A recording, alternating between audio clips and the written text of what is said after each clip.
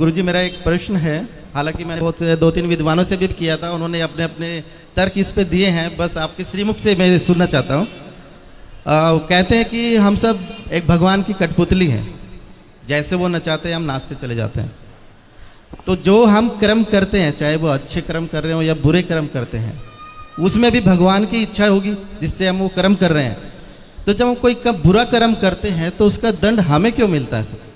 मेरा ये प्रश्न है। बहुत सुंदर प्रश्न है इनका, बड़ा गहरा है, बड़ा अच्छा सवाल है। बहुत कम लोग प्रश्न करते हैं ऐसा, आपने प्रश्न किया है, उत्तर दे रहे हैं। सारे काम भगवान करते हैं, कहते हैं ईश्वर की मर्जी के बिना पत्ता भी नहीं हिलता। तो जब सब भगवान करते हैं तो फिर पापी व्यक्ति क्यों है? बिल्कुल बिल्कुल, है ना। हमने चोरी की तो फिर हमने वो भी ईश्वर की मर्जी से की, क्योंकि सब ईश्वर की मर्जी से हो रहा है। ये सवाल है आपका। जी जी बिल्कुल। अब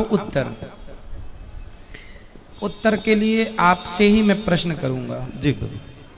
आपकी एक गाड़ी है, माना कि एक कार आपकी है और आप मालिक हैं, कार के मालिक। आपने एक ड्राइवर लगा रखा है जी। आपने ड्राइवर से कहा कि गाड़ी लेके स्टेशन चले जाओ, गाड़ी लेके एयरपोर्ट चले जाओ, गाड़ी लेके मार्केट चले जाओ। तो आप जो कहते हैं आपका ड्राइवर वहीं ले जाएगा गाड़ी। जी। गाड़ी आपकी मर्जी से चलती है, चलाता तो ड्राइवर है पर मर्जी आपकी है, सही है? जी बिल्कुल। आपने गाड़ी एयरपोर्ट के लिए रवाना की, जा बेटा मेरे गेस्ट आ रहे हैं, जाओ एयरपोर्ट से लेके आओ। ड्राइवर गाड़ी लेके चला, आपकी मर्जी से जा रहा है। जी जी।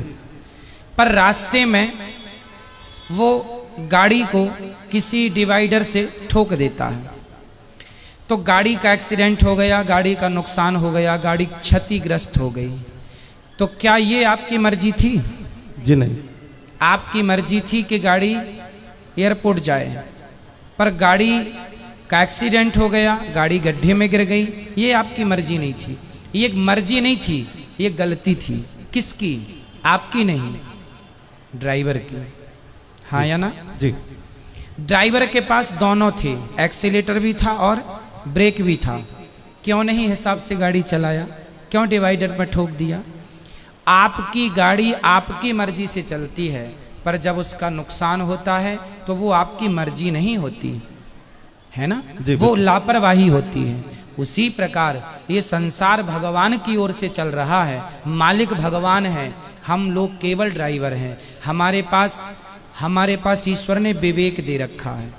आपको पता है कि आपको गुलाब की सैया पर तो सोना है, आप कहीं गुलाब होंगे तो आप जाके उस गुलाब के ऊपर बैठ भी सकते हैं, खड़े भी, पर कांटों का ढेर होगा तो आप नहीं खड़े होंगे। आपको पता है कि ये गुलाब है, ये कांटा है, आपको समझ है कि ये सही है, ये गलत है।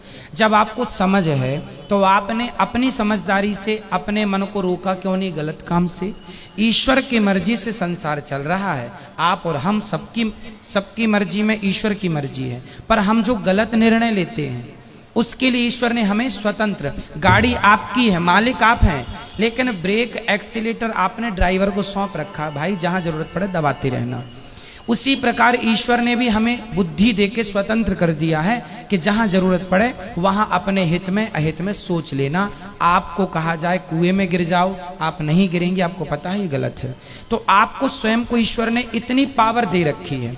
मालिक तो आप हैं गाड़ी के, लेकिन कुछ पावर ड्राइवर के पास भी है ना, ब्रेक एक्सीलेटर। उसी प्रकार संसार ईश्वर का है, संसार ईश्वर की मर्जी से चलता है। पर जब आप गलत करते हैं तो वो ईश्वर की मर्जी नहीं होती, वो आपके मन की गलती होती है। आपने अपने मन को नियंत्रित क्यों नहीं किया? ड्राइवर ने गाड़ी को क्यों नहीं नियंत्रित किया? अब नुकसान हुआ है तो वो ड्राइवर को भी चोट लगेगी, मालिक को चोट नहीं लगेगी। भाई एक्सीडेंट हुआ है तो चोट, मालिक तो घर में बैठा है, मालिक तो परमात्मा है। अब तुम ही ड्राइवर हो तो तुम ही भोगो फिर। तो अपने अपने किए का दंड, ईश्वर की मर्जी से संसार चलता है, पर उन्होंने हमें सही गलत की सोच दे रखी। सही गलत क्या है वो पहचान दे रखी है। अब आप गलत करें तो उसमें दोषी ईश्वर कैसे हो सकता है? जी गुरुजी, लेकिन मेरा एक थोड़ा सा डाउट है गुरुजी। जी। हमने रामायण सीरियल देखा है टीवी में, ठीक है। उसमें ये दिखाया गया था कि जब राम जी लंका को जीत लेते हैं और माता सीता जी जब अग्नि परीक्षा देती हैं उसके बाद में राजा दशरथ जी आसमान में प्रकट होते हैं बिल्कुल। और वो राम जी को बोलते हैं कि मुझे तुम पर बहुत गर्व है, मैं तुमसे बहुत खुश हूँ। तो भगवान राम वहाँ पे उनसे एक चीज़ मांगते हैं कि आप मुझे एक वचन दे दो कि आप जो है माता कैकेयी को क्षमा कर दो, उनकी इसमें कोई गलती नहीं। लेकिन वो जो आप बता रहे हैं कि एक विवेक और जो बुद्धि जो दे रखी है वो भगवान ने सभी को दे रखी है, वो माता कैकेयी को भी दे रखी थी। ठीक है। लेकिन उन्होंने गलत निर्णय लिया, लेकिन भगवान ने उनको क्षमा कर दिया। तो मैं ये कहना चाह रहा हूँ कि जब भगवान उनको क्षमा कर सकते हैं तो हम लोगों को क्यों नहीं क्षमा कर? हाँ करते हैं, आपको भी करते हैं, हमें भी करते हैं। कब करेंगे? जब शरण में कैकेयी माँ चित्रकूट जब आई थी ना, तो उन्होंने क्षमा मांग ली थी राम जी से, आत्मसमर्पण कर दिया था, बेटा अपराध हो गया, राम यदि तुमने मुझे माफ कर दिया तो वचन दो कि अगली बार तुम मेरे पुत्र बन के आओगे। वही कैकेयी माता देवकी बनी और फिर उनके गर्भ से श्री कृष्ण प्रकट हुए। तो भगवान कहते हैं तुम कितने भी बड़े पापी हो, यदि मेरे सामने आके आत्मसमर्पण कर दोगे और मेरे हो जाओगे, मैं भूल जाऊंगा कि तुमने कोई पाप किया है। ये बात लिखी है लिखित में सुनिए। सन्मुख हो ही जीव मोहि जबहि, जन सन्मुख हो ही मतलब जब मेरे सन्मुख आ जाएगा, समर्पण कर देगा, तो जन्म कोटि करोड़ों जन्मों के पाप मैं भूल जाऊंगा। ये लिखा है।